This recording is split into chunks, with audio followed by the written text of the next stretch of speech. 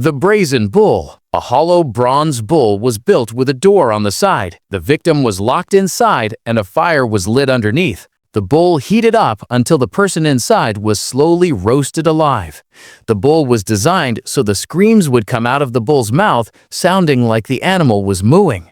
Scaphism. The victim was stripped naked and tied between two boats that fit together like a sandwich. Their arms, legs, and head stuck out the sides. They were force-fed milk and honey until they had severe diarrhea. Honey was rubbed all over their exposed skin. They were left floating on a stagnant pond. Insects were attracted by the smell and began to feed and breed inside their flesh. The person could survive this way for days or even weeks. The rack. The victim was laid flat on a wooden frame, their wrists tied to one end and their ankles to the other. A handle was turned slowly, stretching the body further and further. Joints dislocated one by one. Shoulders, elbows, hips, and knees were pulled apart. The sounds of bones and tendons snapping filled the room. Flaying. The skin was cut away from the body while the person was still alive. It was done slowly, starting from the hands or feet and working up. The person remained conscious throughout. It was used in ancient Assyria and was sometimes done publicly as a warning to others. Crucifixion. The victim was nailed or tied to a large wooden cross through the wrists and feet. They were left hanging in the open air. Death came slowly from exhaustion, blood loss, and the inability to breathe properly. The process could take several days.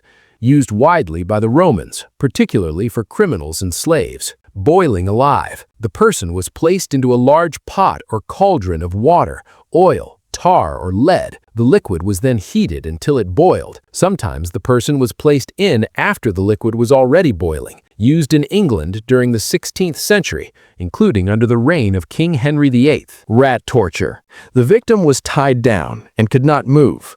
A bucket or container filled with hungry rats was strapped tightly against their stomach. The bucket was then heated from the outside.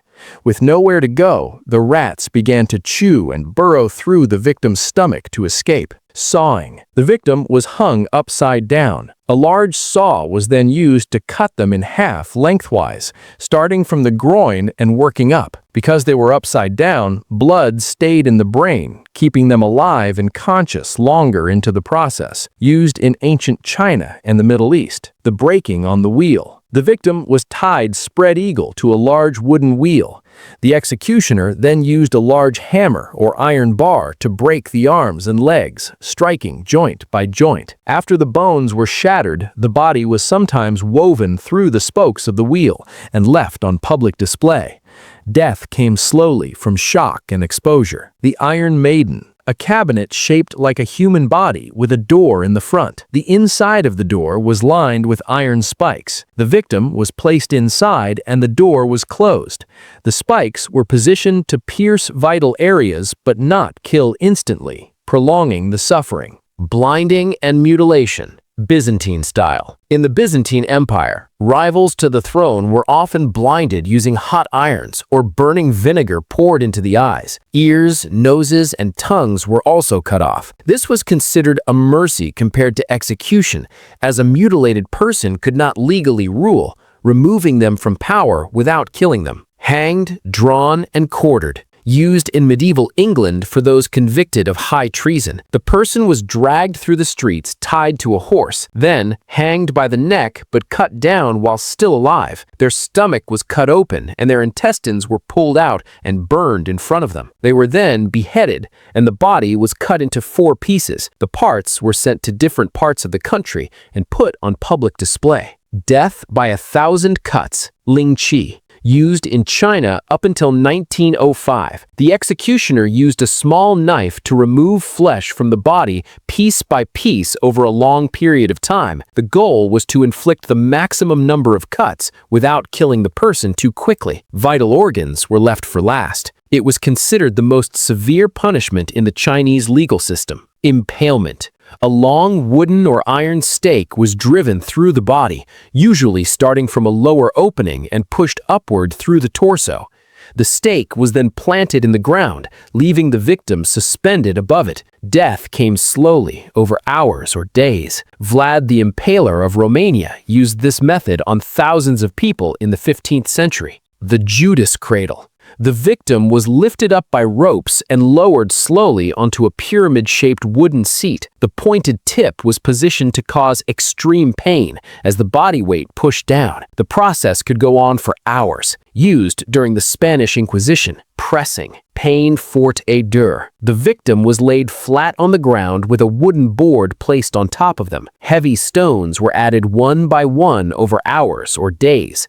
The weight slowly crushed the chest, making breathing harder and harder. Used in England for those who refused to enter a plea in court. Giles Corey, during the Salem witch trials in 1692, was killed this way. Burning at the stake. The victim was chained or tied to a large wooden post surrounded by stacks of wood. The wood was set on fire. Death could come from the flames, the heat, or from inhaling the smoke before the fire reached the body. Used widely across Europe, particularly against those accused of heresy or witchcraft. Stoning. The condemned person was buried waist-deep in the ground or simply surrounded by a crown. People then threw rocks of a specific size, large enough to cause serious injury, but small enough that death was not instant. The process continued until the person died. Used in ancient times and still practiced in some parts of the world today. The Spanish boot. A metal or wooden boot was fitted tightly around the victim's foot and leg. Wedges were then hammered deeper into the boot, compressing the flesh and bone. The bones in the foot and leg were slowly crushed into splinters, used during the Spanish Inquisition and in parts of Scotland. Feeding to animals. Used in ancient Rome, this was called damnation ad bestias, meaning condemnation to beasts. The condemned were thrown into an arena with wild animals, such as lions, bears, or leopards. The crowd watched as the animals attacked. Used for criminals, slaves, and early Christians. The tongue tearer. A metal tool shaped like scissors was used to grip the tongue and tear it out of the mouth at the root. Used across Europe during the Middle Ages for blasphemers, liars, and those who spoke against the church or rulers. The Keel-Hauling, a naval punishment. The victim was tied to a rope that ran under the ship from one side to the other. They were thrown overboard and dragged underneath the hull of the ship. The barnacles and rough surface of the ship's bottom shredded the skin as the person was pulled across. If they survived the cuts, they usually drowned. Used by the Dutch and other European navies. The chair of torture. A chair made entirely of iron and covered on every surface with sharp spikes, on the seat, the back, the armrests, and the leg rests. The victim was forced to sit in it and remain still. Any movement drove the spikes deeper. Straps held them in place. Used during the Inquisition. Buried alive. The person was placed in a coffin or wrapped in cloth and buried underground while still alive.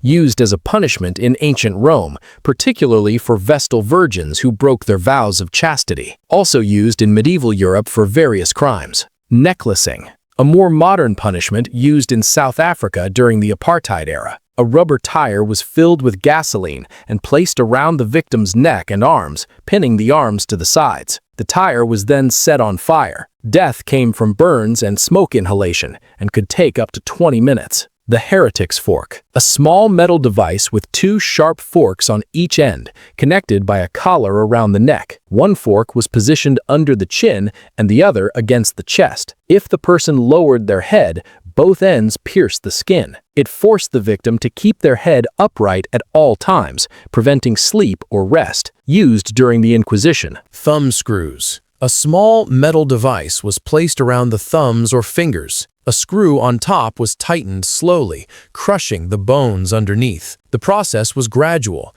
giving interrogators time to ask questions between each turn. Widely used during the Spanish Inquisition and in medieval Europe to extract confessions. Death by elephant. Used across South and Southeast Asia for centuries. The condemned person was laid on the ground and a trained elephant was directed to step on their head or body. Sometimes the execution was drawn out, with the elephant crushing limbs first before delivering the final blow. It was also used as public entertainment in some regions. Strapado. The victim's hands were tied behind their back and attached to a rope running over a beam above them. They were then hoisted up by their arms, which were forced backward and upward. The weight of the body dislocated both shoulders instantly. Sometimes weights were tied to the feet to increase the force. The Pear of Anguish, a metal device shaped like a pear, made of 4 metal leaves that could be spread apart by turning a screw. It was inserted into the mouth, throat, or another body opening. The screw was then turned, forcing the leaves to expand outward, tearing the flesh from the inside.